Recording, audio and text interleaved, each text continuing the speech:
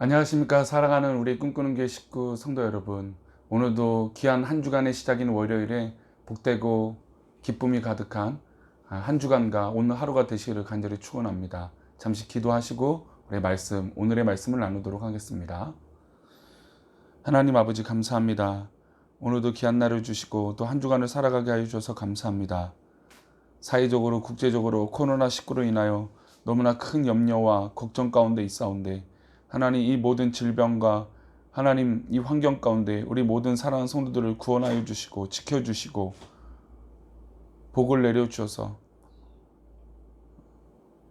이 질병에서 자유케 되는 것뿐만 아니라 모든 삶에서도 승리할 수 있는 우리 사랑하는 성도들에게 도와주시고 오늘 하루가 그런 하루가 되게 복을 내려 주옵소서. 말씀을 잠시 나눌 때 함께 하시길 원하옵고 거룩하신 예수 그리스도 이름으로 기도올리옵나이다. 아멘. 네, 오늘의 말씀은 잠언 3장 5절의 말씀입니다. 제목은 지혜로운 삶이 어떤가 라고 하는 제목으로 말씀을 나누고자 합니다. 우리 잠언 3장 5절인데요. 제가 읽어보겠습니다. 너는 마음을 다하여 여호와를 신뢰하고 내 명철을 의지하지 말라. 아멘. 요즘은 정말 지혜가 뭘까? 그리고 내가 무엇을 신뢰해야 될까라고 하는 생각을 많이 해봅니다. 당연히 사람을 만날 때 의심하고 사람을 만나지 않고 신뢰하고자 하겠죠. 저 또한 우리 성도들을 만나고 또 많은 사람들을 만날 때 이 사람이 또 나를 믿어주길 바라고 나도 그 사람을 믿기를 바라는 마음들이 있습니다. 즉 신뢰 관계라는 것이죠. 근데 요즘 들어 생각드는 건 돈 앞에서 신뢰도 없고 아무것도 없다라고 하는 생각을 참 많이 하게 됩니다.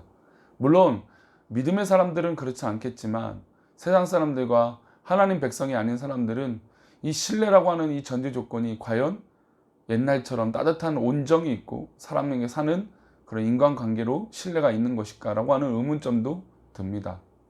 이렇게 신뢰할 수 없는 시대에 살아가고 있고 또 물질이 모든 것을 대변하고 있는 시대에 살고 있는 우리가 과연 무엇을 신뢰하고 어떻게 살아가는 것이 지혜롭게 살아가는 것일까요? 특별히 지난 주일부터 토요일부터 잠언 말씀을 이제 날마다 묵상하고 있고 있는데, 이 잠언은 우리가 아시다시피 지혜를 이야기하고 있습니다. 과연 지혜가 어떤 것인가? 솔로몬의 잠언으로 솔로몬의 지혜서로 가장 많은 내용들이 나와 있는 이 잠언 구절마다 지혜에 대해서 또 우리 삶의 실제적인 모습에 대해서 이야기 나눌 텐데, 우리 사랑하는 성도들은 정말로 참 지혜와 기쁨이 있기를 정말로 축원합니다. 오늘 말씀은 이렇게 이야기하죠. 너는 마음을 다하여 여호와를 신뢰하고 라고 했습니다. 즉 우리의 모든 지혜의 시작과 분별은 여호와를 신뢰하는 데 있다라는 것이죠.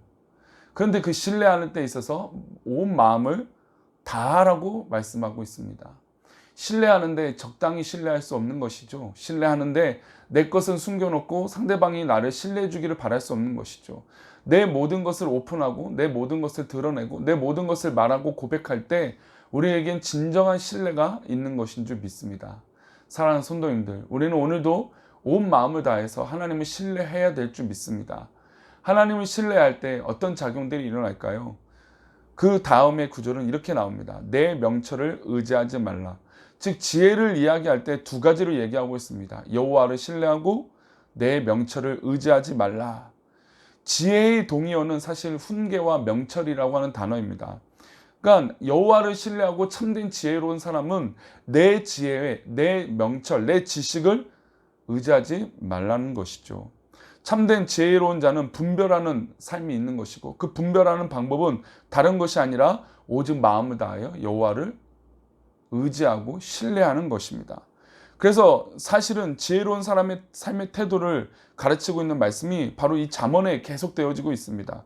우리 5절 말씀을 나눠서 계속해서 읽어보면 5절 말씀은 이렇게 나옵니다. 너는 마음을 다하여 여호와를 신뢰하고 내 명철을 의지하지 말라. 이 말씀 이어서 다음에 이렇게 나옵니다. 너는 범사에 그를 인정하라. 그리하면 내 길을 지도하시리라. 즉 지혜로운 삶은 하나님을 신뢰하고 명철, 내 지혜를 의지하지 않는 것인데, 그렇게 살 수 있는 방법은 모든 순간마다 하나님을 인정하라는 것입니다. 즉 내가 오늘 누구를 만나든지 어떤 대화를 하든지 그 모든 것 가운데 하나님이 함께 하신다는 것이죠. 그분을 인정하는 것입니다. 하나님을 인정하고 하나님을 순간순간마다 나와 함께 하신다는 것을 고백할 때 내 삶을 허투루 내 지혜로 의지해서 내 생각으로 판단해서 생각하는 거고 살아가는 것이 아니라 온전히 하나님 말씀과 하나님 은혜 가운데 우리가 그렇게 살아가게 될 줄 믿습니다. 그래서 우리는 범사에 하나님을 인정해야 됩니다. 그래야하면 우리의 길을 인도하신다고 약속하고 있습니다. 즉 우리가 올바른 길을 가고 하나님께서 기뻐하시는 길을 가기 위해서는 매 순간마다 하나님을 인정해야 된다는 것이죠. 그래서 7절은 이어서 이렇게 말합니다. 스스로 지혜롭게 여기지 말지어다 여호와를 경외하며 악을 떠날지어다. 즉 내 삶에 내 스스로의 지혜와 경험을 의지하지 말고 여호와를 경외하며 악을 떠나라고 이야기하고 있습니다. 사랑하는 성도님들, 오늘 하루 가운데 성도님들의 지혜를 의지하는 것이 아니라 하나님을 인정하고 하나님을 의지하시기를 축원합니다. 그리고 하나님을 경외함으로 악을 떠나시기를 축원합니다. 우리가 잘 알고 있는 단어인 이 범사는 모든 순간 모든 일을 말하고 있습니다. 그러면 우리의 삶을 적용해 보면 우리가 알고 있는 전문 분야에서도 하나님을 인정하라는 것이죠. 범사는 바로 그런 것입니다. 나에게 전문 분야가 있고 내가 똑똑한 것이 있고 내가 알고 있는 것이 모든 것이 있습니다. 저도 잘 모르는 것이 있어서 전문가에게 물어보는 것이죠. 전문가가 모든 것들을 경험하고 또 배웠기 때문에 그것들을 이야기해 주고 판단할 것입니다. 그런데 이 모든 것은 바로 이 전문가, 모든 전문성, 지혜를 다 포함하고 있다는 것입니다. 즉 내가 사람을 의지해서 묻기 이전에 하나님 앞에 기도하고 하나님께 물어야 된다는 것입니다. 그것이 바로 범사에 하나님을 인정하는 삶이 되어지는 것이죠.